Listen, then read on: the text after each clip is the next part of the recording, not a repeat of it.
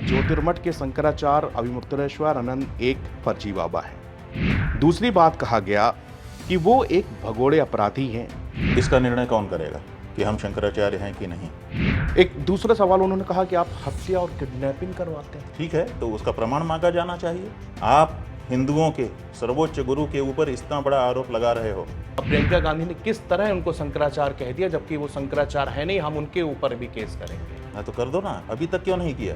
तो आप केवल प्रियंका गांधी का पत्र दिखा करके कहते हैं अच्छा प्रियंका गांधी ने पत्र लिख दिया है, तो कोई अगर हमको पत्र लिख देगा तो हम उसके अनुसार के हो जाएंगे। चौथा आरोप लगाया गया कि अभिमुक्तेश्वर आनंद साधु संत कहलाने के लायक नहीं, शंकराचार्य तो बहुत दूर है। आप दिखाइए। ये आनंदीबेन ये पटेल जो है 21 सितंबर 2022 का आनंदीबेन का पत्र है, उनका हस्ताक्षर है। वो तो जुडिशरी पर भी सवाल उठा रहे हैं कि तारीख पे दी जा रही है। तारीख पे तारीख, सवाल ये है कि तारीख पे तारीख की परिस्थिति है, उनके पास संसाधन कम है, मुकदमे ज्यादा है। कंगना रनौत जी जो अभी एक सांसद चुनी गई हैं, उनका ये कहना है कि अगर राजनीति करने वाला राजनीति नहीं करेगा तो क्या गोलगप्पे बेचेगा। कह रहे हैं कि आप राहुल और प्रियंका की कठपुतली हैं, जैसा वो चाहते हैं वैसे शंकराचार्य जी बोलते हैं, जैसा वो चाहते हैं वैसे वो वक्तव्य देते हैं, और ऐसा उन्होंने मातोश्री में जाकर कर दिया। देखिए, ना तो राहुल से और ना तो प्रियंका से हमारी अभी तक मुलाकात हुई। अमित शाह जी का वक्तव्य हमने सुना, वो कह रहे थे कि ये नायडू जैसा खराब आदमी कोई नहीं है। आपके ऊपर सवाल खड़ा कर दिया है कमेटी के लोगों ने कि आप लोगों ने गलत रिपोर्टिंग की। आप कह रहे हैं 230 किलो, हमने तो 2 किलो कम करके 228 किलो कहा है।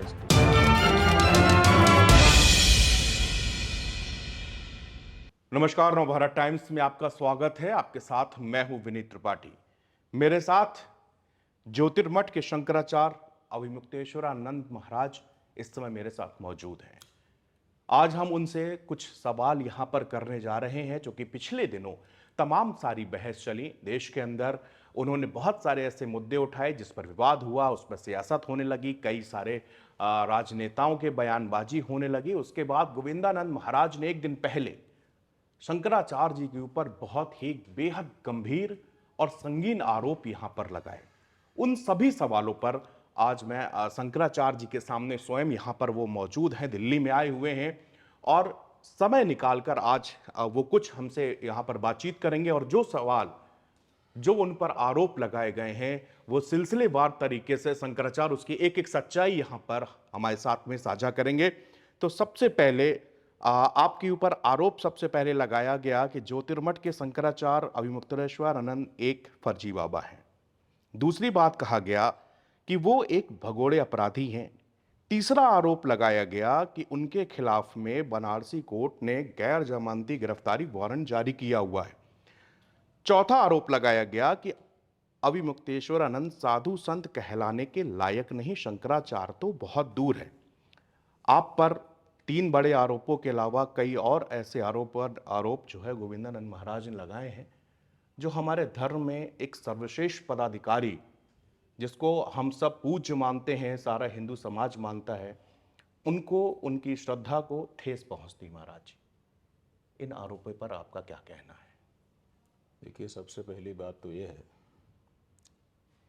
कि आरोप लगने पर जिसके ऊपर आरोप लगाए गए हैं वो व्यक्ति अपनी बात कहे, ये तो ठीक है। आप उससे पूछें, वो अपनी बात कहे, अच्छा है। लेकिन आरोप लगाने वाले की भी क्या स्थिति है?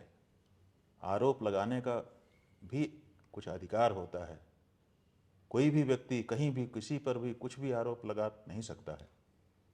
न्यायालय में हम लोग मुकदमा लेकर के जाते हैं, वो कहते हैं आपका लोकस क्या है। अगर आपका लोकस स्टैंडी नहीं बनता है तो आप इस बात को नहीं उठा सकते हैं। कोई भी व्यक्ति कोई भी बात कहीं भी नहीं उठा सकता है। तो जिस व्यक्ति ने ये प्रश्न उठाए हैं उस व्यक्ति की प्रासंगिकता क्या है, वो कैसे इस बात से जुड़ा हुआ है और उसको क्या क्षति हो रही है जिसके कारण वो ये बातें उठा रहा है, ये प्रश्न उससे पूछा जाना चाहिए। उसकी क्या लोकस स्टैंडी है, उसके बाद उसके प्रश्नों का उत्तर दिया जाएगा। लेकिन फिर भी चूँकि आप आए हैं तो हम एक एक करके अगर पूछेंगे तो हम आपके प्रश्नों का उत्तर बता देंगे। सबसे पहली बात, वो कह रहे हैं कि आप शंकराचार्य हैं ही नहीं। ठीक है, इसका निर्णय कौन करेगा कि हम शंकराचार्य हैं कि नहीं। किसी के कह देने से कोई शंकराचार्य हो जाता है या किसी के कह देने से नहीं हो जाता है? तो जिसके कह देने से वो नहीं हो जाएगा, क्या वो सामर्थ्य उनके व्यक्ति के अंदर है? यही तो हम प्रश्न उठा रहे हैं कि आपका क्या तात्पर्य है, आप कौन हैं कि इस तरह का प्रश्न उठा देते हैं? आप किसी के बारे में निर्णय करने वाले कौन हैं? आप बताइए, जनता के सामने अपने अधिकार सामने रखिए कि मेरे ये अधिकार हैं, इन अधिकारों से अधिकारी बन करके मैं ये निर्णय करता हूँ कि ये शंकराचार्य नहीं है।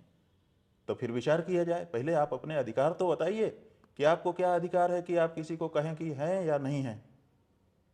किसी के बारे में आपकी राय अलग हो सकती है जी, लेकिन वो है कि नहीं है ये निर्णय कर देना, ये निर्णय करने का अधिकार आपको कैसे आ गया? हमारे यहाँ शंकराचार्य परंपरा में ये व्यवस्था है कि कैसे शंकराचार्य बनता है। जी, तो हमारे यहाँ गुरु शिष्य परंपरा है जी, स्वीकृत रूप से, क्योंकि जब पहली बार जो शंकराचार्य आदि शंकराचार्य थे जी, उन्होंने जब 4 पीठों की स्थापना की जी, तो उन्होंने इन पे अपने 4 शिष्यों को अभिषिक्त किया। जी, वो किसी से पूछने नहीं गए थे कि मैं इनको ये इसको बना दूं कि ना बना दूं। जी, कोई उन्होंने शास्त्रार्थ नहीं किया था, कोई उन्होंने मतदान नहीं करवाया था, किसी से पूछा नहीं था। जी, उनके शिष्य थे, उन्होंने 4 पीठ बनाए और 4 शिष्यों को अभिषिक्त कर दिया। इसका मतलब है कि जो रिमेनिंग शंकराचार्य होता है उसको ये अधिकार है कि अगला शंकराचार्य कौन होगा वो नियुक्त करेगा, जैसे आदि शंकराचार्य ने किया था। तो आदि शंकराचार्य जी ने अपने ढामनाय महानुशासन के द्वारा, अपने आचरण के द्वारा ये बताया कि यहाँ पर गुरु के द्वारा शिष्य आएगा। ठीक है, जी, ये तो सर्वमान्य है। सर्वमान्य। अब उन्होंने ये भी कह दिया कि इन इन लक्षणों से संपन्न, शुचि हो, जितेंद्रिय हो, वेद वेदांग का विशारद हो, ऐसा जो दंडी सन्यासी वो मेरे पीठ का अधिकारी होगा, अगर गुरु उसको रखता है स्वीकार करते। तो एक तो योग्यता और दूसरे गुरु के द्वारा उसका अभिषेक, उसका पदस्थापन, यही 2 चीज है। जी, तो अब शंकराचार्य जी ही अपना शिष्य को उत्तराधिकारी बनाते हैं। इसमें किसी सरकार को, किसी न्यायालय को, किसी व्यक्ति को, किसी संस्था को कोई अधिकार नहीं है कि कौन हमारा उत्तराधिकारी होगा। ये उत्तराधिकारी निर्णय करने का अधिकार जो पीठासीन शंकराचार्य है उसका है और ये स्वीकृत है। ठीक है, तो जब पीठासीन शंकराचार्य जो था उसने जिसको सिखाया, पढ़ाया, समझा कि ये योग्य है, अनेक शिष्य बनाए, अनेक शिष्यों में से किसी को योग्य समझा और उसके बारे में उन्होंने उद्घोषणा की अपने इच्छा पत्र के माध्यम से, और उसको फिर वो स्वयं होते तो स्वयं अपने सामने अभिषेक कर सकते थे। जी, लेकिन स्वयं ना होने पर उनकी इच्छा को जान करके जो दूसरी पीठ के शंकराचार्य हैं, क्योंकि चारों शंकराचार्य शंकराचार्य के रूप में बराबर होते हैं, केवल क्षेत्राधिकार के कारण 4 हैं, 4। अन्यथा बात एक ही है। तो जब एक पीठ का शंकराचार्य अपने सामने अपने उत्तराधिकारी की घोषणा नहीं करता है तो वो दूसरे शंकराचार्य को बता देता है कि मेरे बाद ये है मेरे मन में, इनका अभिषेक करना। तो हमारे जो गुरुजी महाराज थे उन्होंने श्रृंगेरी के शंकराचार्य जी को 2007 में ही जाकर के बता दिया था, बेंगलोर में जब चतुष्पीठ सम्मेलन हुआ था, कि मैंने इन दोनों लोगों को चुना हुआ है और ऐसा अगर कोई अवसर आ जाए तो आप इनका अभिषेक करना। और उन्होंने इच्छा पत्र स्वयं अपना लिखा, तो उसके आधार पर श्रृंगेरी के शंकराचार्य ने अभिषेक कर दिया। तो ऐसी परिस्थिति में शंकराचार्य ही अंतिम निर्णायक होता है, दूसरा कोई इसमें कोई निर्णय नहीं कर सकता। कोई सरकार शंकराचार्य नहीं बनाती है, अधिकार नहीं है उनको। कोई राष्ट्रपति, राज्यपाल शंकराचार्य नहीं निर्मित करता है, कोई अखाड़ा भी शंकराचार्य निर्मित नहीं करता है, कोई दूसरी हिंदू संस्था भी शंकराचार्य निर्मित नहीं करती है, विश्व हिंदू परिषद आरएसएस जो इस रूप में विख्यात है। शंकराचार्य बनाने का अधिकार, अगला शंकराचार्य कौन होगा, ये अधिकार केवल उस पीठ के पीठासीन शंकराचार्य का है और वो अपने ढंग से उसको बनाता है। उसी ढंग से हम लोगों को स्थापित किया गया पद पर। अब इसमें किसी व्यक्ति को ये कहने का अधिकार कि यह शंकराचार्य नहीं है, इसका मतलब है कि जो पूर्व शंकराचार्य जी थे उनकी इच्छा को आप अनादर कर रहे हो, उनके मनोभाव का आप अनादर कर रहे हो। इतना ही नहीं, उनकी इच्छा को, उनके भाव को समझ करके जिस दूसरी पीठ के शंकराचार्य ने हमारा अभिषेक किया, आप उनका अनादर कर रहे हो। तो कोई ऐसा व्यक्ति जो हमारे पीठासीन शंकराचार्य का अनादर करता हो जो वर्तमान दूसरे पीठ के शंकराचार्य हैं उनका अनादर करता हो, उनकी इच्छा का आदर ना करके असम्मान करता हो, वो व्यक्ति कैसे अपने आप को सनातन धर्मी कहेगा, कैसे अपने आप को हिंदू धर्म कहेगा? तो ये अनधिकार चेष्टा है और ऐसे व्यक्ति को धार्मिक रूप से दंडित किया जाना चाहिए। शंकराचार्य जी, मेरे पास तमाम वो इसलिए ये कह देना कि कोई शंकराचार्य नहीं है, ये वर्तमान श्रृंगेरी के शंकराचार्य जी का, वर्तमान द्वारका के शंकराचार्य जी का, हमारे पूज्यपाद ब्रह्मलीन जगत गुरु जी महाराज का अपमान है और ऐसा करने का अधिकार किसी सन्यासी को नहीं है।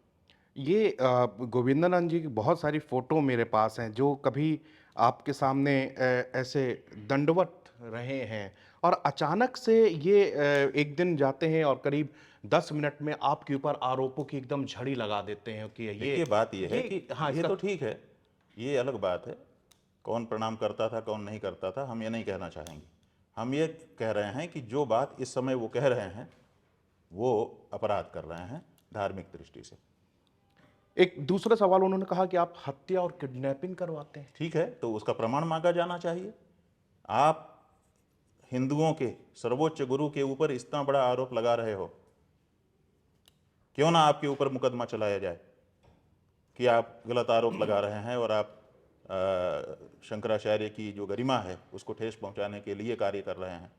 तो अगर उनके पास इस तरह के कोई प्रमाण होंगे तो उनका कथन मान लिया जाएगा, और अगर नहीं होंगे तो यह माना जाएगा कि ये दुर्भावनावश आरोप लगाया गया और इससे उनके मानहानि का इरादा रख करके ये लगाया गया, और उसके लिए जो कानून है वो उनको दंडित करेगा। क्या आपको लगता है कि किसी राजनीतिक इशारों से किया जा रहा है?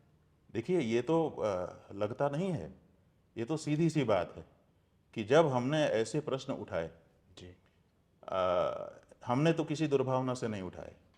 हमारा अपना शास्त्र है, शास्त्र के वाक्यों की रक्षा करने के लिए ही ये शंकराचार्य पीठ है। ये पीठ इसके लिए नहीं है कि हम माल मलिदा खाएं और आनंद करें जी, मठ में बैठ करके। ये पीठ इसलिए है कि सनातन धर्म का कहीं वो ना हो, अवमान ना हो, सनातन धर्म के जो सिद्धांत हैं वो सुस्थापित रहें। तो जब ऐसे पिछले दिनों अनेक प्रसंग ऐसे आए जहाँ पर सनातन धर्म के नियमों की अवहेलना हो रही थी, तो हमने मुखर होकर के उन प्रश्नों को उठाया, और उठाने के बाद जब हमने प्रश्न उठाए तो उन प्रश्नों का जवाब नहीं था किसी के पास। तो लोगों ने, जब जवाब नहीं होता है तो फिर दूसरे रास्ते खोजे जाते हैं, तो फिर गाली देना शुरू किया, फिर आईटी सेल को लगाया गया, फिर अब इनको पकड़ करके लाया गया है कि तुम आओ, तुम अपने मन का बोलो, हम तुम्हारी सब व्यवस्था करेंगे। तो इसमें कुछ अनुमान लगाने की आवश्यकता नहीं है, ये पूरी तरह से प्रायोजित करके इनको लाया गया है, और जो ऐसा मीडिया है उनके हाथ में है जिसको वो प्रेरित कर सकते हैं, अपनी बात कह सकते हैं, उनको कह करके इनकी बातों को सार्वजनिक किया जा रहा है, ये स्पष्ट है। कहा गया कि प्रियंका गांधी ने आपको शंकराचार्य बोला, प्रधानमंत्री नरेंद्र मोदी ने अनंत अंबानी की शादी में आपके चरण छुए, उसके बाद अनंत अंबानी ने आपका बहुत अच्छे से वेलकम किया, वहाँ पर आपका स्वागत हुआ। कहीं ये सब नहीं होना चाहिए था, और प्रियंका गांधी ने किस तरह उनको शंकराचार्य कह दिया, जबकि वो शंकराचार्य है नहीं, हम उनके ऊपर भी केस करेंगे। ना तो कर दो ना, अभी तक क्यों नहीं किया? जो पत्र आप अपने हाथ में लेकर के दिखा रहे हो वो कब का है? 12 सितंबर 2022 का है, ठीक है जी, तब से फिर एक 23 बीत गया, फिर अब 24 आ गया, सितंबर आने वाला है 2 महीने बाद, ठीक है। इसका मतलब है कि लगभग 2 साल पूरे हो रहे हैं। 2 साल से आप वो लेटर लेकर के बैठे हुए हो, आपने अभी तक क्यों नहीं, अगर उन्होंने गलत किया था तो मुकदमा कर दिया प्रियंका गांधी के ऊपर। आज आप दिल्ली में आकर के प्रेस कॉन्फ्रेंस क्यों कर रहे हो? एक बात। और दूसरी बात यह है कि जिस समय प्रियंका गांधी ने पत्र लिखा शंकराचार्य संबोधित करते हुए, उसी समय भाजपा के बड़े नेताओं ने, उन्होंने भी पत्र लिखा, उन्होंने भी शंकराचार्य लिखा, भाजपा के नेताओं ने भी भाजपा के नेताओं ने लिखा, राज्यपालों ने लिखा। भाई आनंदीबेन को तो आप जानते हो, बिल्कुल सर, वो तो कांग्रेस में नहीं हो सकती ना, नहीं नहीं, वो तो प्रियंका गांधी के कहने से चिट्ठी नहीं लिख सकती ना। नहीं नहीं। आनंदीबेन पटेल, ये आनंदीबेन पटेल हैं जो उत्तर प्रदेश जैसे बड़े राज्य की राज्यपाल हैं और भारतीय जनता पार्टी में इनका अपना स्थान है। वो उसी तारीख, उन्हीं तिथियों में लगभग पत्र लिख रही हैं। 2022। आप देखिए, इसमें पत्र ले लीजिए, इसको आप इसमें भी शंकराचार्य का आप बड़ा करके दिखाइए। ये थोड़ा सा इसमें कौन सी बात है, आप दिखाइए। ये आनंदीबेन ये पटेल जो जी है का पत्र 21 सितंबर 2022 का आनंदीबेन का पत्र है, उनका हस्ताक्षर है। और लिफाफा में, जिस लिफाफे में वो पोस्ट करके आया है, वो लिफाफा है, पोस्ट से आया है। कोई ऐसा भी नहीं कि जा करके करवा करके ले लिया किसी ने। जगत गुरु शंकर। उनके मन में भावना है, उस भावना को प्रकट कर रहे हैं। वो जानते हैं कि शंकराचार्यों का क्या महात्म्य होता है और हमारा क्या कर्तव्य होता है। लेकिन उन्होंने जिक्र से प्रियंका गांधी का हाँ, तो वही बात है ना। इसका मतलब क्या है कि जब भाजपा के भी नेता पत्र लिख रहे हैं, जब कांग्रेस के भी नेता पत्र लिख रहे हैं, तो आप केवल एक पक्ष का पत्र दिखा करके ये क्या सिद्ध करना चाहते हैं? इसका मतलब है कि आप पक्ष विशेष के लिए कार्य कर रहे हैं। आपको दोनों बातें सामने रखनी चाहिए। अगर सत्य के पक्षपाती आप हैं तो आप केवल प्रियंका गांधी का पत्र दिखा करके कहते हैं अच्छा प्रियंका गांधी ने पत्र लिख दिया है, तो कोई अगर हमको पत्र लिख देगा तो हम उसके अनुसार के हो जाएंगे। अरे, पत्र लिख करके व्यक्ति अपना व्यवहार बनाने की कोशिश करता है कि भाई अब हमारा व्यवहार इनसे बना रहे, इसके लिए पत्र लिखता है और अपने शिष्टाचार को व्यक्त करता है कि आप आए हैं, हम आपका स्वागत करते हैं, आप समाज को योगदान करेंगे, इस आशा से एक शिष्टाचार व्यक्त करता है। इससे ज़्यादा उसका क्या तात्पर्य होता है? और फिर 2 साल का समय बीत गया, आप कहते हैं मैं इनके ऊपर मुकदमा करूंगा, सुप्रीम कोर्ट में करूंगा। तो आपने अभी तक क्यों नहीं किया? इसको कोई पत्रकार इस तरह से नहीं पूछता है कि भैया भवन में 2 साल तक आप क्यों बैठे महाराज जी, आप बताइए, आज ही क्यों आप कह रहे हैं? और अभी भी कह रहे हैं कि करूंगा, कर नहीं रहे हैं, करके देख लो। अच्छा, सुप्रीम कोर्ट क्या कहेगा क्या नहीं कहेगा? सुप्रीम कोर्ट ने आपसे मदद मांगी है? सुप्रीम कोर्ट के पास स्वयं ताकत नहीं है कि उसकी अवमानना कोई कर रहा है तो वो स्वयं देख ले? वो आपसे रिक्वेस्ट कर रहा है कि मेरी मदद करिए, मेरा अवमान हो रहा है, मेरे सम्मान को बचाइए। ये कैसी बातें की जा रही हैं? सुप्रीम कोर्ट स्वयं सक्षम है। अगर उसका कोई अपमान कर रहा होगा तो सुप्रीम कोर्ट के पास वो पावर है। बड़े बड़ों को वो खड़ा कर देते हैं कि खड़े हो जाओ, निकल जाओ कह देते हैं जी। तो सुप्रीम कोर्ट सुप्रीम है जी। उस सुप्रीम कोर्ट के पास इतना पावर नहीं है कि वो उसकी अवमानना करने वाले को सजा दे सके। आपकी मदद ले रहा है वो, और फिर भी पत्रकार इस बातों को सुन रहे हैं। बड़ा आश्चर्य होता है। तो सुप्रीम कोर्ट के सामने मुकदमा है, ये बात सही है। वो मुकदमा हमारे सामने से नहीं है, वो मुकदमा हमारे पहले से चल रहा है, 1953 से चल रहा है। और वो जैसे कि न्यायालयों की कार्रवाई होती है कि तारीख पे तारीख होती है, फिर उसके बाद फिर एक मुकदमा होने पे फिर अपील होती है, फिर ये होता है, वैसे चल रहा है। उसमें हम भी पक्षकार बनेंगे, स्वाभाविक है। अब गुरु जी के बाद हम पक्षकार बन गए हैं, और हमने वहाँ पर जो बात हमको कहनी है हमने कह दिया है। हमारा अभिषेक जब हो गया उसका सब प्रमाण हमने उनको दे दिया है।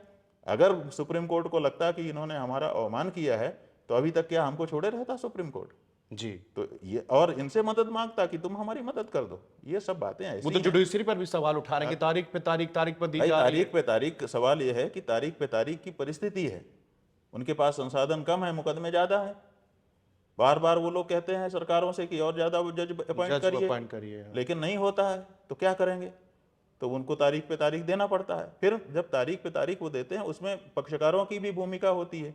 पक्षकार छुट्टी मांग लेते हैं, आज मेरा वकील नहीं है, हाँ। आज मेरा ये नहीं है, आज मेरा वो नहीं है, आज तकनीकी तमाम आर्गुमेंट लगा दिए तो फिर तो ऐसी परिस्थिति में तारीखें पड़ती हैं। शंकराचार्य जी, आपने केदारनाथ मंदिर में 228 किलो सोना चोरी होने का बड़ा आरोप लगाया। मंदिर कमेटी के लोगों का कहना है कि आपको सोने और पीतल में क्या फर्क नहीं पता है।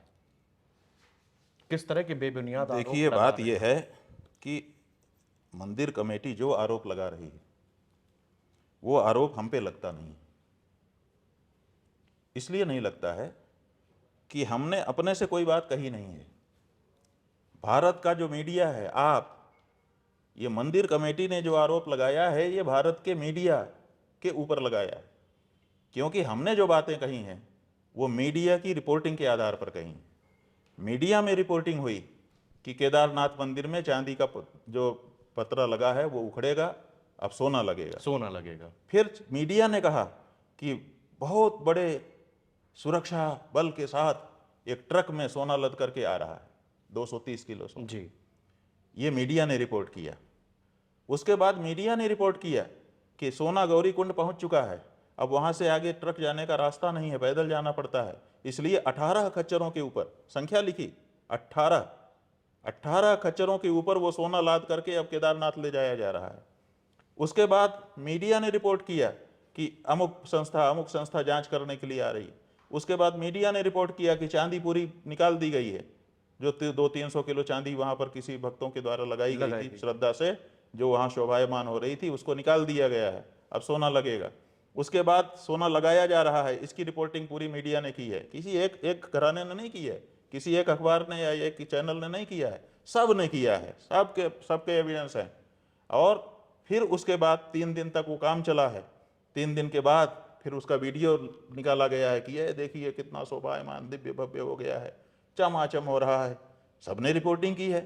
और किसी भी समय कमेटी के द्वारा ये खंडन नहीं किया गया है कि नहीं नहीं ये जो रिपोर्टिंग मीडिया कर रहा है ये गलत कर रहा है, ऐसा नहीं है, ऐसा कोई सोना नहीं लग रहा है। 230 किलो सोना, 230 किलो सोना 1000 जगह पे छपा है, 1000 जगह पे दिखाया गया है।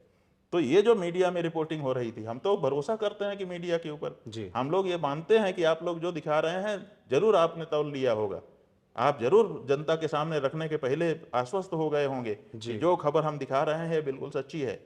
अब अगर मीडिया ही झूठी रिपोर्टिंग कर रहा था तो मीडिया के ऊपर उनका आक्षेप आ रहा है, मीडिया ऐसी रिपोर्टिंग किस आधार पर कर रहा था, और सारा ही मीडिया कर रहा था, कोई एक नहीं।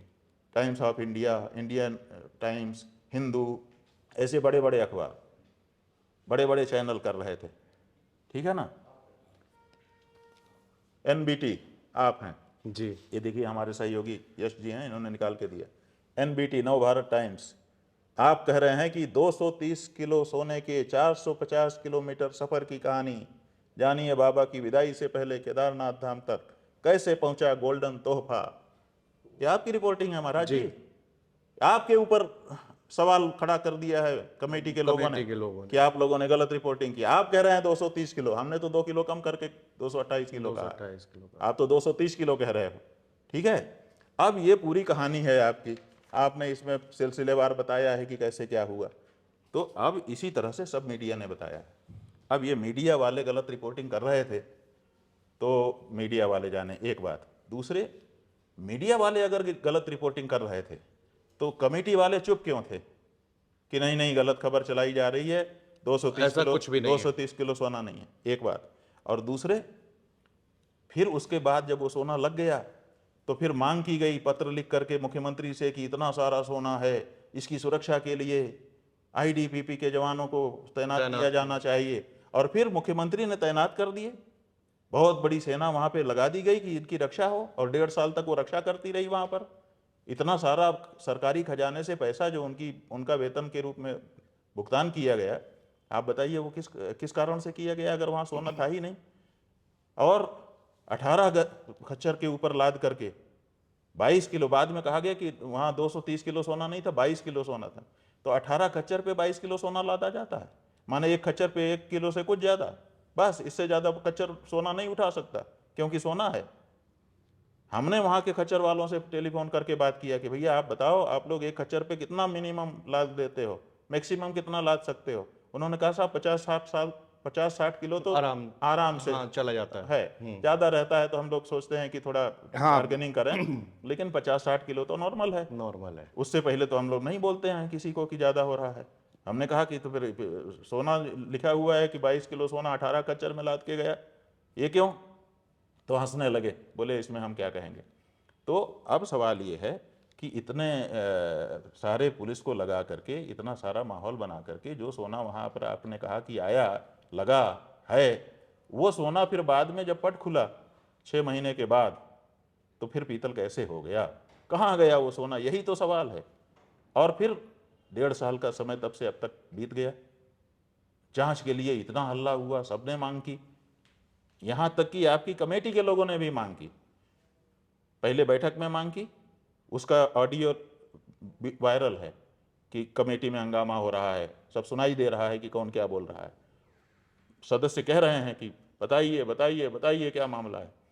और उसके बाद फिर लिखित रूप से, वो भी पत्र वायरल है मीडिया में कि लिखित रूप से सब सदस्यों ने मांग किया कि क्या प्रस्ताव है, कैसे आया सोना, कहाँ गया सोना, तो आप अपनी कमेटी के लोगों तक को नहीं बता रहे हो और अब कह रहे हो बड़ा गजब का वक्तव्य आया है जिसकी आप चर्चा कर रहे हैं। वो कह रहे हैं, जो अध्यक्ष जी हैं बद्रीनाथ केदारनाथ मंदिर समिति के वर्तमान में, जिनके समय में ये सब हुआ है, वो कह रहे हैं कि इस प्रकरण से, सोने वाले प्रकरण से राज्य सरकार का, माने उत्तराखंड की सरकार का और बद्रीनाथ केदारनाथ मंदिर समिति का कोई लेना देना नहीं है।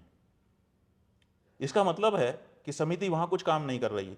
एक व्यक्ति आता है, सोना लगाऊंगा कहता है, सोना लगाने का माहौल बनाता है, उसके बाद में वो पीतल हो जाता है, बिना अनुमति के वो आता है, लगाता है, चांदी उखाड़ देता है, ये सब बिना अनुमति के हो जाता है। इसका मतलब कि ये लोग कुछ कर ही नहीं रहे हैं, जो जिसको चाहे चला जाए गर्भगृह में, जो चाहे कर दे।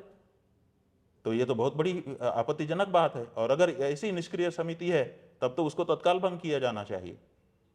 उनके वक्तव्य से ही उनकी अकर्मण्यता जाहिर हो रही है। और वो कह रहे हैं कि कोई प्रमाण हो तो किसी न्यायालय में जाकर के हमारा नाम ले रहे हैं कि हम अनुरोध कर रहे हैं और चुनौती भी दे रहे हैं। चुनौती भी दे रहे हैं। तो अब जब वो अनुरोध भी कर रहे हैं और चुनौती भी दे रहे हैं तो हमारे तो सारा मीडिया प्रमाण है। अब हम मीडिया को पार्टी बना करके जाएंगे कि साहब आप लोगों ने झूठी रिपोर्टिंग क्यों किया, क्योंकि आपको सच मान करके हमने वक्तव्य दिया है। तो सारा मीडिया कहेगा अपने आप कि हमने झूठ क्यों बोला। ऑडियो फुटेज है, वीडियो फुटेज है उसके सब। तो उसके उनके स्वयं के वक्तव्य हैं। लोगों के पास उनके स्वयं के उस समय के वक्तव्य हैं जिसमें वो प्रसन्नता जाहिर कर रहे हैं कि ये बड़ा भव्य काम जी, मेरे पास भी बहुत सारी क्लिप्स हैं उसकी, जो लोग भव्य भाई सबके पास होंगे, आपके पास भी होंगे। तो अगर हम कोर्ट में जाएंगे तो चूंकि हमने मीडिया रिपोर्टिंग के आधार पर अपनी बात कही है, जी, जितने भी लोग शोर मचा रहे हैं वो मीडिया रिपोर्टिंग के आधार पर कर रहे हैं कि मीडिया में एकदम साफ साफ कहा गया है कि 223 किलो सोना दानी भगत के द्वारा आया, चांदी उखाड़ दी गई, सोना लगा दिया गया और फिर बाद में सोना नहीं दिखाई दिया। तो ये तो मीडिया की रिपोर्टिंग है, किसी एक मीडिया घराने की रिपोर्टिंग नहीं है, किसी एक संस्था, किसी एक चैनल, किसी एक अखबार की रिपोर्टिंग नहीं है। साहब के द्वारा यही चीज़ कही गई है। तो सारा देश का मीडिया ही अगर झूठा है, ऐसा अगर बद्रीनाथ केदारनाथ मंदिर समिति के अध्यक्ष जी कहना चाहते हैं, तो फिर इसको भी तौल लेने की ज़रूरत है, क्योंकि हम लोग मीडिया के ऊपर भरोसा करके आगे बढ़ जाते हैं। तो हमारे ऊपर आरोप नहीं लगा रहे हैं, वो मीडिया, मास मीडिया के ऊपर, मेन स्ट्रीम मीडिया के ऊपर आरोप लगा रहे हैं। इसका जवाब उनको देना चाहिए। गोविंदानंद महाराज जी का एक आरोप आपके ऊपर और बड़ा है। वो क्या कह रहे हैं? कह रहे हैं कि आप राहुल और प्रियंका की कठपुतली हैं, जैसा वो चाहते हैं वैसे शंकराचार्य जी बोलते हैं, जैसा वो चाहते हैं वैसा वो वक्तव्य देते हैं, और ऐसा उन्होंने मातोश्री में जाकर कर दिया। देखिए, ना तो राहुल से और ना तो प्रियंका से हमारी अभी तक मुलाकात हुई है। जब गाय के बारे में हम पदयात्रा निकाल रहे थे जी, तब एक बार प्रियंका गांधी ने जरूर हमको फ़ोन किया था कि ये गाय का क्या मामला है, आप हमको समझाइए। तो हमने उनसे कहा कि आप फ़ोन में समझना चाहती हैं कि सामने से? उन्होंने कहा कि आप दिल्ली आ रहे हैं तो मैं दिल्ली में आके समझना चाहूँगी। तो हमने कहा बहुत अच्छा है, आप लोग समझिए इस बात को और इसको उठाइए। लेकिन फिर वो दिल्ली आई नहीं और कभी हमारी बात उनसे हो नहीं पाई। और दूसरे, गोविंदानंद अभी इस मामले में कच्चे हमको दिखाई दे रहे हैं। वो नहीं समझ रहे हैं कि शंकराचार्य की अपनी एक महिमा है, अपनी एक गरिमा है, अपना एक उनका शिष्टाचार है। शंकराचार्य किसी नेता के कहने से अगर चलने लगेगा तो फिर वो सनातन धर्म की रक्षा नहीं कर सकेगा। वो चाहे कोई नेता हो, किसी पार्टी का नेता हो, चाहे वो मनमोहन सिंह हो, चाहे राहुल हो, चाहे प्रियंका हो, चाहे नरेंद्र मोदी हो, चाहे अमित शाह हो, चाहे राहुल कौन से वो अखिलेश यादव हो, चाहे ममता बनर्जी हो, चाहे कोई हो, अगर इन नेताओं के कहने से हम चलने लगें तो हम सनातन धर्म की रक्षा नहीं कर सकेंगे। सनातन धर्म की रक्षा के लिए हमें सनातन धर्म के विचारों से उत्प्रेरित होना होगा और उसी के आधार पर अपनी बात को समाज के सामने रखना होगा। और हम इस बात को स्पष्टता के साथ जानते हैं, इसलिए किसी नेता से कोई परामर्श हम नहीं करते हैं और ना उनके द्वारा कोई आदेश हमको अभी तक किया गया है। किसी भी पार्टी के नेता के द्वारा ऐसा कभी हमको नहीं कहा गया कि आप ये करिए तो हम करें। इसलिए अभी इस मामले में कच्चे हैं और हमको लगता है कि जो जैसा होता है वैसा ही दूसरे के बारे में सोचता है, ऐसा माना गया है। तो वो स्वयं किसी नेता के कहे अनुसार करते होंगे, इसीलिए वो सोच रहे हैं कि जैसे मैं किसी नेता के कहे अनुसार करता हूँ ऐसा ही अगला भी करता होगा। ऐसा ही हम मान करके फिलहाल इस बारे में उनको छोड़ रहे हैं। आपने उद्धव ठाकरे को लेकर भी एक बयान दिया कि उनके साथ में विश्वासघात हुआ। इस मामले में तमाम लोग कह रहे हैं कि संतों को जो है इस तरह की बयानबाजी से बचना चाहिए। कंगना रनौत जी जो अभी एक सांसद चुनी गई हैं, उनका ये कहना है कि अगर राजनीति करने वाला राजनीति नहीं करेगा तो क्या गोलगप्पे बेचेगा। बिल्कुल सही। ये जो आपने नाम बताया ना अंत में कि सांसद चुनी गई हैं कोई महिला, उन्होंने बहुत पते की बात कही है और हमारी जो बात है उन्हीं की बात से पुष्ट होती है। उस महिला ने आज की परिस्थिति का एकदम एक्सरे कर दिया, ऐसा हम समझते हैं। बड़ी साफगोई से उसने आज की राजनीति की रिपोर्ट सामने रख दी कि आज के राजनेता ये सोचते हैं कि न कुछ पाप होता है न कुछ पुण्य होता है, हम तो राजनीतिज्ञ हैं, हम तो सब कुछ करेंगे, नहीं तो गोलगप्पा बेचेंगे क्या। ये जो बात है बिल्कुल सही, बड़ी ईमानदारी से, बड़ी साफगोई से उसने आज के राजनीतिज्ञों के चरित्र को सामने रख दिया। हम क्या चाहते हैं? हमने क्यों वक्तव्य दिया कि विश्वासघात पाप है, नहीं करना चाहिए? क्योंकि हम कितना ही बड़ा राजनेता हो जाए लेकिन उसको हिंदुत्व में समाये रखना चाहते हैं। हम चाहते हैं कि हमारे हिंदू सिद्धांत जो हैं उसको कभी भी नेता अपने जीवन से ना हटाए, और हिंदू सिद्धांत कहता है कि विश्वासघात नहीं करना चाहिए। तो जो बात आज के राजनेताओं में आम हो गई है, ये उस महिला ने कह करके दिखा दिया कि हम नहीं तो गोलगप्पा बेचेंगे, हम तो जो आएगा, पाप पुण्य क्या होता है हम कुछ विचार नहीं करेंगे। ऐसा ही होने लग गया है। इसीलिए हमने सोचा कि हमारे जो राजनेता हैं वो जो हमारे सनातन मूल्य हैं, हमारे धार्मिक मूल्य हैं, उन मूल्यों से विरत ना हो जाएं। इसके लिए हमने ये बात उठाई कि विश्वासघात पाप है और नहीं करना चाहिए। राजनीति के पद तो आते रहेंगे जाते रहेंगे, तो हमने सनातन धर्म के जो मूल्य हैं उनकी प्रतिष्ठा नेताओं में भी हो, इसके लिए वक्तव्य दिया। और हमारे वक्तव्य को पुष्ट उस महिला ने कर दिया जिसने ये कहा कि नेता अगर ये सब नहीं करेगा तो गोलगप्पा बेचेगा। इसका मतलब कि नेता लोग यही कर रहे हैं, वो पाप पुण्य नहीं समझते हैं, वो विश्वासघात को बहुत सहज वो समझते हैं कि ये तो राजनीति है विश्वासघात। तो ये जो सच्चाई है उसको उसने बयान कर दिया, और उसी सच्चाई के ऊपर सनातन धर्म के मूल्यों की प्रतिष्ठा की दृष्टि से हमने ये अपना वक्तव्य दिया। शंकराचार्य जी को कैसे लगता है कि उद्धव ठाकरे के साथ विश्वासघात हुआ? शंकराचार्य जी को ऐसे लगता है कि उद्धव ठाकरे के साथ विश्वासघात हुआ क्योंकि जो उनके सहयोगी थे जी, जिन पे वो बहुत भरोसा करते थे, उन्होंने अचानक पाला बदल लिया, ठीक है ना, और वो दूसरे प्रदेश में चले गए। तो जिस पे हम भरोसा करते हैं अगर वही हमारे विरुद्ध खड़ा होकर के हमारे पतन का कारण बन जाए, इसी को तो विश्वासघात कहते हैं। अंक मारू ही सुक्ता नाम, कोई हमारी गोद में सिर रख करके सोया है और हम उसी समय उसका गला दबा दें, तो ये विश्वासघात नहीं तो क्या है। तो जिस पे वो भरोसा कर रहे थे उसी व्यक्ति ने उनके साथ विश्वासघात किया और दूसरी पार्टी से मिलकर के कारण दूसरी दुनिया भर के बता दिए और सत्ता अपने हाथ में ले ली, और यहाँ तक कर दिया कि असली हम हैं। अगर वो असली होता तो जिस समय अगाड़ी बना करके, देखिए गठबंधन टूटा भाजपा के साथ, शिवसेना का राजनीति है, आप साथ रहे फिर आपकी नहीं पटी, नहीं पटिया पलट हट गए, फिर आप किसी के साथ जाना चाहते हैं, ये भी राजनीति है कि भाई कोई ना कोई तो आएगा। आज देखिए अमित शाह जी का वक्तव्य हमने सुना, वो कह रहे थे कि ये नायडू जैसा खराब आदमी कोई नहीं है, लेकिन उन्हीं के साथ सरकार बना के बैठे हैं। नीतीश के साथ कितनी बार उनका आना जाना हुआ, लेकिन फिर भी आज उनके साथ बैठे हुए हैं। तो ठीक है, किसी न किसी तो को मिलकर के ही सरकार बनानी थी, इकट्ठा तो कोई ऐसी कोई पार्टी थी नहीं जो अकेले दम पे बना ले। तो ऐसी परिस्थिति में वहाँ जब सरकार गिर गई तो किसी के साथ जा करके किसी को खड़ा होना पड़ेगा, वो सब तो राजनीति है। लेकिन जिस पे हम भरोसा कर रहे हैं वो जब हमारी सरकार को गिराता है तो वो विश्वासघात होता है, और ये विश्वासघात उनके साथ हुआ। इसीलिए हमने कहा कि इनके साथ विश्वासघात हुआ है। ये हिंदू पार्टी थी, तो हमारा ये तात्पर्य था कि हिंदू पार्टी में तो कम से कम विश्वासघात जैसी चीज को स्थान नहीं होना चाहिए। लेकिन एकनाथ शिंदे जी का कहना है कि अपनी विचारधारा से, हिंदुत्व से उद्धव ठाकरे बिल्कुल अलग होते चले गए। देखिए कब अलग हुए? पिताजी ने कहा कि कांग्रेस के साथ में कभी भी आप गठबंधन नहीं करेंगे, लेकिन बावजूद इसके किया ना, इसके बावजूद किया, और इसके बावजूद वो मंत्री बने एकनाथ शिंदे।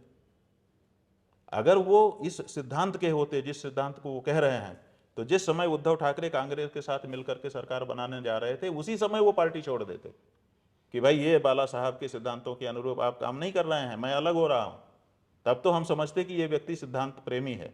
लेकिन उद्धव ठाकरे के साथ आप सरकार बनाते हो मिल करके, उसमें मंत्री बनते हो, काम करते हो, और फिर एक समय आता है जब आप अपना काम दूसरी तरह से कर लेते हो। अगर वो एकनाथ शिंदे जिस समय उद्धव ठाकरे कांग्रेस के साथ मिलकर के सरकार बनाने जा रहे थे, उसी समय अपने आप को अलग कर लेते, हम उनको सिद्धांत प्रिय कहते, उनकी प्रशंसा करते। लेकिन पहले तो आपने साथ दे दिया, क्योंकि तब आपको वहाँ पर आनंद था, और बाद में और ज़्यादा आपको महत्वाकांक्षा दिखाई दी, तब आपने छुरा घोंप दिया। यही विश्वासघात है। हमने समझ करके कहा, ऐसे नहीं कह दिया। और इसलिए कहा क्योंकि ये शिवसेना जो है ये भी एक हिंदू पार्टी मानी जाती है। जी।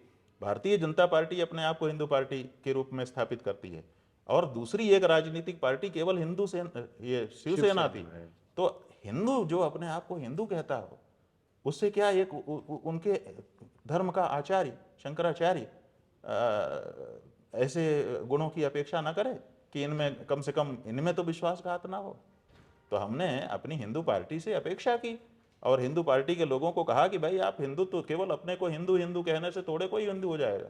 जब तक हिंदू गुण आपके अंदर नहीं होंगे, हिंदू मूल्य आपके अंदर नहीं होंगे, सिद्धांत आपके अंदर नहीं होंगे, तब तक आप कैसे हिंदू हो जाओगे। तो इसलिए हमारा यह कहना था कि अपने आप को हिंदू पार्टी कहो, लेकिन हिंदू गुणों को भी धारण करो। नहीं करोगे तो निंदा होगी, आलोचना होगी, लोग समझते हैं। और ये बात महाराष्ट्र के अनेक लोगों ने हमसे पहले, हम वहाँ अष्टविनायक यात्रा में गए थे, गांव-गांव गए थे, बहुत से लोग हमको मराठी लोग मिले थे, उन्होंने हमको कहा था।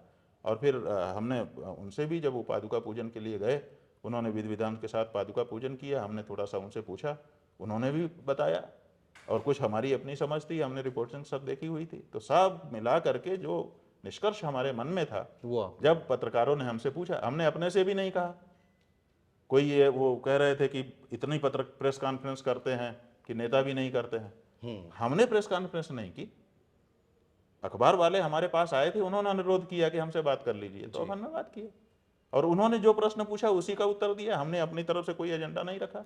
उन्होंने कहा केदारनाथ के बारे में बताइए, तो हमने कहा। तो ऐसी परिस्थिति में सब चीज़ों को समझना चाहिए। तो हम चाहते हैं कि हिंदू अगर राजनीतिज्ञ भी बने तो हिंदुत्व के गुण ना छोड़े। आज बड़ा पावन दिन है। आज सावन का पहला सोमवार है शंकराचार्य जी, और देश भर में तमाम जगहों पे कांवड़ यात्रा शुरू हो चुकी है। उत्तर प्रदेश के सीएम योगी आदित्यनाथ ने 2 दिन पहले एक आदेश जारी किया, जिसमें कहा गया कि आपको सभी दुकानदारों को अपना अपना नाम जो है वो लिखना होगा, वो अपने दुकान के आगे या फल ठेले के सब्जी के आगे डालना होगा जो भी आपका असली नाम है। किस तरह देखते हैं आप इस आदेश को? देखिए, ये बताया जा रहा है कि ये आदेश 2006 ईस्वी में ही हो गया था, ये तो केवल क्रियान्वयन किया जा रहा है। तो इस बारे में हमको अभी स्पष्टता नहीं है ज़्यादा, क्योंकि हमने समय दूसरा मिला नहीं, अध्ययन किया नहीं, आप लोगों से ही जो पता चल रहा है। तो मान लीजिए कि पहले का आदेश है तब भी, और अभी के लिए उन्होंने आदेश किया तब भी, दोनों ही परिस्थितियों में तत्काल विचार की आवश्यकता क्या है। लोग कह रहे हैं, कुछ लोग कह रहे हैं कि बड़ा अच्छा है, और कुछ लोग कह रहे हैं कि बड़ा बुरा है। यही तो आप हमसे पूछना चाहते हैं। तो हमारा ये कहना है कि उद्देश्य क्या है।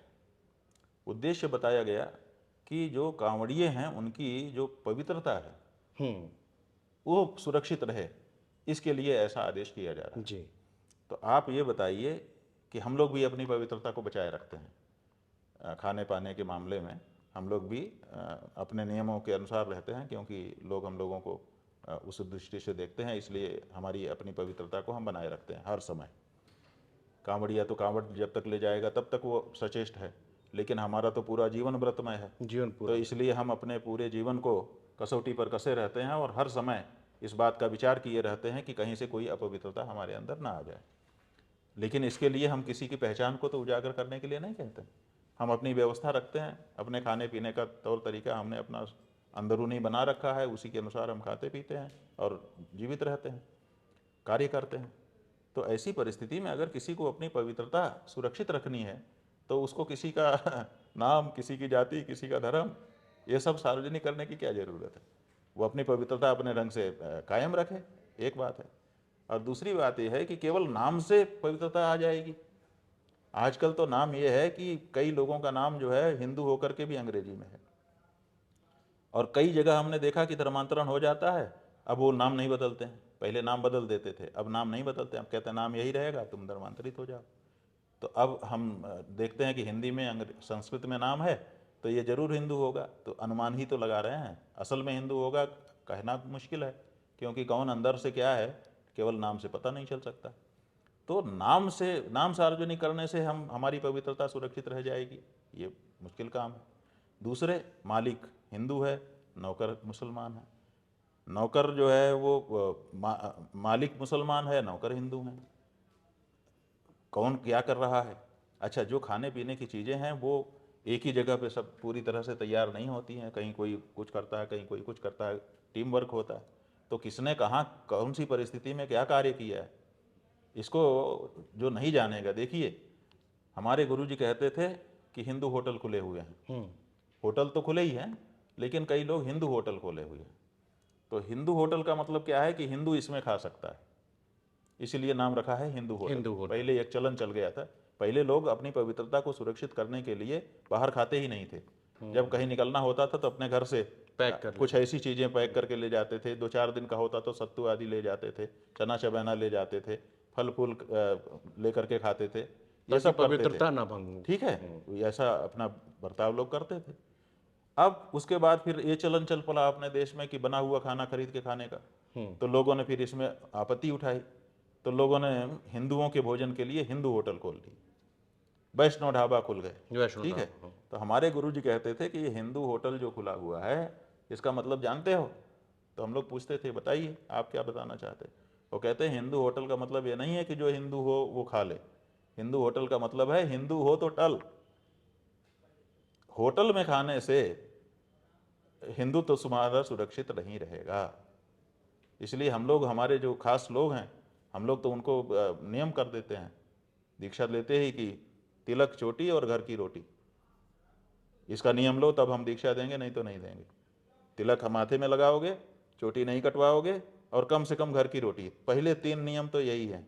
घर की रोटी खाओ, क्योंकि बाहर की जो रोटी है, देखिए पवित्रता की दृष्टि से भी वो पूरी तरह से कसौटी पे नहीं कसी जा सकती है। हिंदू भी होगा, चप्पल पहन के बनाएगा, पता नहीं कैसे हाथ से बनाएगा, पता नहीं किस भावना से बनाएगा, वो तो नौकरी कर रहा है ना, वो बात नहीं आएगी भोजन में।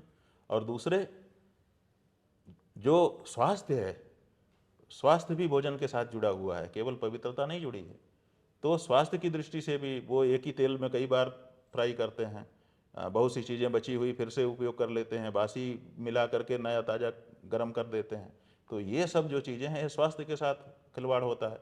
तो हम कहते हैं कि तुम्हारा जो धर्म है वो भी बाहर खाने से मुश्किल में पड़ेगा और तुम्हारा स्वास्थ्य भी मुश्किल में पड़ेगा, इसलिए घर की रोटी का नियम करो। तिलक चोटी और घर की रोटी, ये पहले 3 नियम हैं हमारे। तो ये क्यों कहते हैं? इसीलिए कि धर्म भी सुरक्षित रहे और स्वास्थ्य भी सुरक्षित रहे, और किसी को हर्ट भी ना हो कि अरे तू भाग, तेरा नहीं खाऊंगा, ऐसा कह करके हम किसी को चोट भी पहुंचाते हैं। तो हम किसी को क्यों चोट पहुंचाएं? हम तो सबको आदर करना चाहते हैं। तो जिसको पवित्रता सुरक्षित रखनी है उसके तरीके हैं। अब आप कानून के माध्यम से ये कर लेंगे, इसमें हमको कम आशा है। अगर करना भी है तो हम चाहते हैं कि इस बारे में बैठक होनी चाहिए, तरीके निकाले जाना चाहिए। जैसे देखिए, अभी वारकरी संप्रदाय के लोग हैं महाराष्ट्र में, पंढरपुर नाम की जगह है, वारकरी संप्रदाय के लोग करोड़ों की संख्या में हैं महाराष्ट्र में, बहुत श्रद्धा भक्ति है। तो जब आषाढ़ का महीना आता है तो वहाँ सब लोग अपने अपने गांव से पंढरपुर की यात्रा करते हैं पैदल। तो वारी यात्रा होती है, कम से कम 15-20 लाख लोग वहाँ पर इकट्ठा होते हैं, ठीक है। अब उस यात्रा में सब अपने घर से अपना भोजन लेके जाते हैं, रास्ते का नहीं खाता खरीद के कोई। सारे वारकरी जितने हैं वो अपने घर से 4 दिन 5 दिन का जो भी है तैयार करके ले जाते हैं, वही जब भूख लगती है तो खाते हैं, अपनी पवित्रता सुरक्षित कर लेते हैं। दूसरा उदाहरण आपको बताते हैं, अमरनाथ एक जगह है जम्मू में, कश्मीर में। अमरनाथ के शिवलिंग का दर्शन यही वर्षा काल में होता है। तो वहाँ की यात्रा खुलती है। तो वहाँ क्या समस्या थी कि वहाँ लोकल हिंदू है ही नहीं है, वहाँ सारे मुस्लिम लोग। मुस्लिम हैं। तो यहाँ से जब हिंदू तीर्थ यात्री जाते थे तो भूख तो सबको लगती है, तो मुस्लिम का बनाया खाना उनको खाना पड़ता था, मुसलमान बना करके देते थे। लेकिन फिर लोगों को लगता था, थोड़ा तो मन में लग ही जाता है कि भाई हमारे अनुसार का हो। जिसके मन में नफरत नहीं है उसके मन में भी ये भावना तो अपना तो की तो रहती ही है ना, कि मेरे अनुसार का सब कुछ हो। तो बाद में लोगों ने देखा कि क्या किया जाए, वो ऐसा कोई फरमान नहीं जारी किया गया वहाँ। वहाँ देश की हिंदू संस्थाओं ने लंगर लगा दिए, और आज इतने सारे लंगर लगते हैं कि जितने अमरनाथ यात्री जाते हैं सबको अच्छा भोजन बिना पैसे के मिलता है और शुद्ध पवित्र बनता है, हिंदू संस्थाओं के द्वारा बना करके परोसा गया। और अच्छे अच्छे व्यंजन खिलाए जाते हैं, जो घर में नहीं मिलता वो बाहर मिलता है। अमरनाथ के यात्रियों ने आज के बताया कि महाराज जी ऐसे व्यंजन वहाँ पे मिले हमको भगवान की कृपा से, जो हम घर में कभी नहीं खाए थे। इतना बढ़िया भोजन परोस देते हैं। क्या इन कांवरियों की लाइन में हम समाज से, हिंदू समाज से अनुरोध करते कि हर किलोमीटर पर एक लंगर लगाओ, तो क्या हिंदू समाज पीछे हो जाता? न लगाता, लगा ही देता और अपने ढंग का भोजन बना के परोस देता, किसी को कुछ पता ही न चलता। लेकिन ये सब तरीके नहीं अपनाए जा रहे हैं। अब ये जो तरीका अपनाया जा रहा है कि अपनी पहचान को, अपने नाम को आप आगे करो, इतने मात्र से वो जो लक्ष्य है वो प्राप्त हो जाएगा कि नहीं प्राप्त हो जाएगा, इसमें हमको उतना उत्साह नहीं है। लेकिन अब ये है कि भाई पवित्रता की रक्षा करना खराब नहीं है, ये अच्छी बात है, पवित्रता की रक्षा लेकिन उसका तरीका सही अपनाया जाना चाहिए। बहुत बहुत धन्यवाद शंकराचार्य जी, तमाम सवालों पर आपने अपनी यहाँ पर बात रखी। तो जितने सारे आरोप शंकराचार्य जी के ऊपर पिछले दिनों आप सुनते चले आ रहे हैं, बारी बारी से एक एक करके अपनी बात को बहुत साफ गोई के साथ में यहाँ पर शंकराचार्य जी ने रखा है। फिलहाल इस स्पेशल इंटरव्यू में इतना ही। अगली बार फिर किसी की शख्सियत के साथ मैं यहाँ पर हाजिर होऊंगा। तब तक के लिए नमस्कार।